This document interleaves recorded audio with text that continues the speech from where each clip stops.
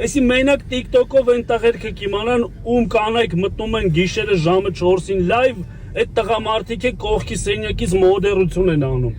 Աղբերներ 2 կիլո ուլի միս ա պետք, որտեղից կարամ առնեմ։ Մենակ տղերքը չգիտեն, ես էլ գիտեմ։ Վայ Արամ ջան, ինչ լավ է քեզ տեսա։